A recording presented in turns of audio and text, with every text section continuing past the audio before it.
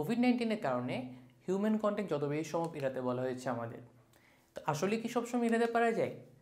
চলুন দেখে আসি পারা যায় কিনা। ধরুন জাহিদ সাহেব বাজার সদাইয়ের জন্য বাসা বাইরে বেরোতে চাচ্ছেন না, তাহলে উপায় কি?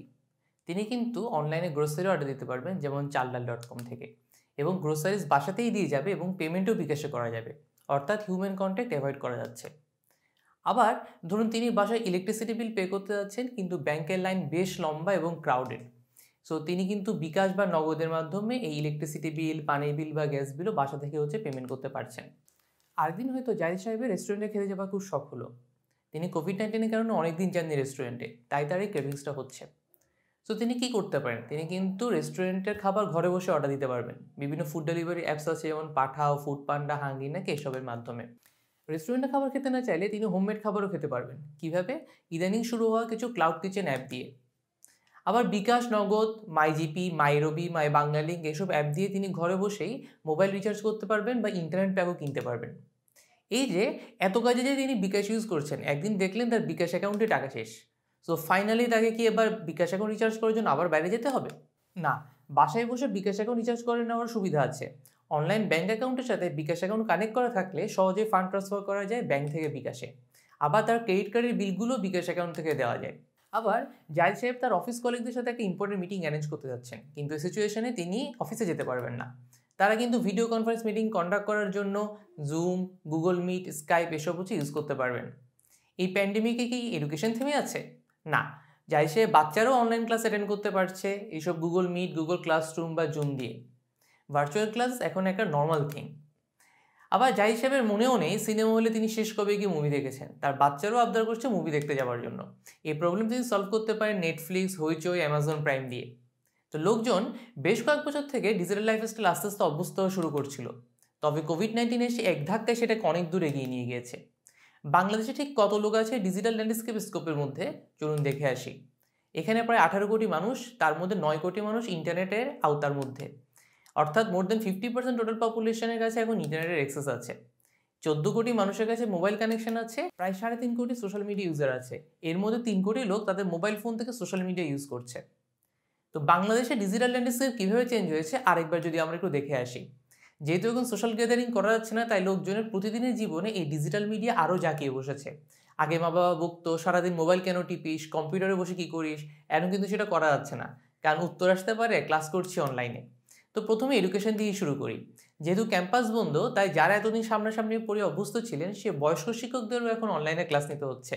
School, college, university, even private tuition ক্লাসও এখন অনলাইনে হচ্ছে। এই বহুব্রী অনলাইন লার্নিং প্ল্যাটফর্মের কথাই ধরুন না, অনলাইনে বসেই তো আমরা ডিজিটাল মার্কেটিং কোর্সটা করছি। আবার অনলাইন শপিং এখন কিন্তু নিউ নর্মাল। অনলাইন শপিং থেকে পাওয়া প্রোডাক্টের উপর আগে ভরসা কম করা হতো, এখন সে ভরসাটুকুও বেড়েছে। আলিবাবা বড় ইনভেস্টমেন্ট করেছে দারাজে, অ্যামাজনও আশি করছে এদেশে, আর অন্যান্য দেশে ই কমার্স প্ল্যাটফর্ম তো আছেই। আগের যে কোনো সময়ের চেয়ে এখন অনলাইন কেনাকাটা বেড়েছে। ফেসবুক, ইউটিউব, ইনস্টাগ্রামে রেগুলার লাইভ হচ্ছে, সেখানে প্রোডাক্ট সরাসরি নেড়েচেড়ে দেখানো হচ্ছে, আবার ডিরেক্ট অর্ডারও দেওয়া যায় সেখান থেকে। এবার আসে খাবার নিয়ে। ভিড় এড়াতে যেহেতু রেস্টুরেন্টে যেতে পারছেন না, তার বাসা থেকে রেস্টুরেন্টে খাবার অর্ডার দিতে পারবেন। যদিও এই ফুড অর্ডারিং ট্রেন্ড আগে থেকেই ছিল। ফুড পান্ডা, পাঠাও ফুড, সহজ ফুডস, হাঙ্গি নাকি এরকম ফুড অর্ডারিং প্ল্যাটফর্মের অ্যাপ এখন শহরী লোকজনের ফোনেই থাকে। চাইলেই যখন খুশি তখন খাবার অর্ডার দিয়ে ফেলা যায়। সম্প্রতি দেশে নতুন একটা ট্রেন্ড শুরু হয়েছে, সেটা cloud kitchen. People can pre order homemade food. তাই শুধু রেস্টুরেন্টে কেন, বাসায় বানানো যে কোনো খাবারও চেকে দেখা যায় এসব ক্লাউড কিচেন প্ল্যাটফর্ম দিয়ে। যেমন সেদিন কুকআপস নামে এরকম এক প্ল্যাটফর্মে দেখলাম 2 বোন বাসায় একটা প্ল্যাটার বানিয়েছেন। সেই প্ল্যাটার আবার 100 বছর আগেকার এক রাজার বিয়ের খাবার তালিকা থেকে নেওয়া। তো চাইলেই আপনি রাজার বিয়ের খাবারও খেতে পারছেন এখন বাসায় বসে। আর চাইলে আপনি নিজেও কিন্তু কুক হয়ে বাসায় বসে আয়ও করতে পারবেন এসব প্ল্যাটফর্মের মাধ্যমে। বাসায় বসে গ্রোসারি শপিং করতে চাইলে এখন অনেক উপায়। স্বপ্ন, মিনাবাজারের মতো চেইন সুপার শপ অনলাইনে অর্ডার নিচ্ছে অ্যাপের মাধ্যমে, চাইলে হোয়াটসঅ্যাপে অর্ডার দেওয়া যায় এখান থেকে। এই করোনা প্যান্ডেমিকে বেশ অনেকেই কিন্তু গ্রোসারি ডেলিভারি প্ল্যাটফর্ম শুরু করেছেন বিজনেস হিসেবে। সাথে চালডাল.com, পাঠাওটং, সহজ এরকম বিভিন্ন অ্যাপ তো আছেই। এবার আসে মেডিকেল সার্ভিসেস নিয়ে। লোকজন এখন বাসায় বসে ডাক্তার দেখাচ্ছেন, কিছুদিন আগেও যেটা ভাবাই যেত না। ডাক্তারও আগে বেশ রিল্যাক্টেন্ট ছিলেন অনলাইনে রোগী দেখা নিয়ে বা পেমেন্ট সিস্টেম নিয়ে। বিকাশ, নগদ দিয়ে পেমেন্টের মাধ্যমে তারা এখন টেলিমেডিসিন সেবা দিচ্ছেন বাসায় বসেই। খুব জরুরি সিচুয়েশন না হলে ফিজিক্যালি হাসপাতাল বা ডাক্তারের চেম্বারে না গিয়ে প্রয়োজনীয় স্বাস্থ্যসেবা পাওয়া যাচ্ছে এখন ঘরে বসেই। এছাড়া কেবল প্রেসক্রিপশনের ছবি দেখিয়েই এখন অনলাইন ওষুধ অর্ডার দিতে পারছেন এবং বাসায় বসেও পেয়ে যাবেন এসব ওষুধ। এবার আসে এন্টারটেনমেন্ট নিয়ে। সবচেয়ে বেশি চেঞ্জ মনে এখানেই হয়েছে। গান এখন আর কম্পিউটার হার্ড ডিস্ক থেকে শোনা হয় না। রেডিও, সিডি প্লেয়ার এসব মনে এখন জাদুঘরে। আগে মোবাইলে গান রাখা হতো, এখন তাও রাখা হয় কম। ইউটিউব, স্পটিফাই, সাউন্ডক্লাউড স্ট্রিম করে শোনা যায় এখন। এতে করে মোবাইল স্পেসও সাশ্রয় হচ্ছে। নেটফ্লিক্স, অ্যামাজন, আইফ্লিক্স, হইচই, বায়োস্কোপের মধ্যে স্ট্রিমিং সার্ভিস দিয়ে মুভি, সিরিজ, নাটক দেখা যাচ্ছে। আগের মতো সিডি কেনা লাগে না, মুভি দেখার জন্য আলাদা হার্ড ডিস্কও কেনা লাগছে না। Define gaming platforms like PlayStation, Xbox, PC games, mobile games, cloud gaming, the gaming এক্সপিরিয়েন্সও চেঞ্জ হয়ে গিয়েছে। আরেকটা বড় পরিবর্তন এসেছে মোবাইল ফিনান্সিয়াল সার্ভিস সেক্টরে। হয়তো 50 বছর পর আমরা ক্যাশলেস সোসাইটি হয়ে যেতে পারি। বিকাশ নগদের মতো প্ল্যাটফর্ম মোবাইল ফিনান্সিয়াল সিনারিওটা চেঞ্জ করে দিয়েছে রাতারাতি, যেটা নিয়ে এই ভিডিও শুরুতে কিছুটা আঁচ দিয়েছিলাম। পেমেন্ট সংক্রান্ত সব রকম সুবিধা এখন একটা অ্যাপেই পাওয়া যায়।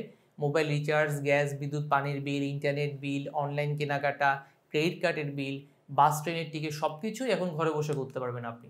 ক্রেডিট ডেবিট কার্ড থেকে বিকাশে টাকা আনা যায়, ব্যাঙ্ক অ্যাকাউন্টে এখন সরাসরি বিকাশে টাকা আনা যাচ্ছে, তাই ব্যাংকে যাওয়াও লাগছে কম। তো এভাবেই বাংলাদেশের লোকজন ডিজিটাল লাইফস্টাইল আরও দিনে দিনে অভ্যস্ত হয়ে পড়ছে। এসব ডিজিটাল টুলস আর ডিভাইসের ব্যবহার তাই আরও নর্মাল হয়ে যাচ্ছে দিনে দিনে, এমনকি বয়স্ক লোকদের কাছেও। সো এখনই ডিজিটাল মার্কেটিংয়ে শাইন করা সবচেয়ে উপযুক্ত সময়। ডিজিটাল মার্কেটিং তাই আগে যে কোনো সময়ের চেয়ে অনেক বেশি রিলেভেন্ট, অনেক বেশি ইম্পর্টেন্ট। তাই ডিজিটাল মার্কেটিং নিয়ে শিখুন, আমাদের সাথেই থাকুন।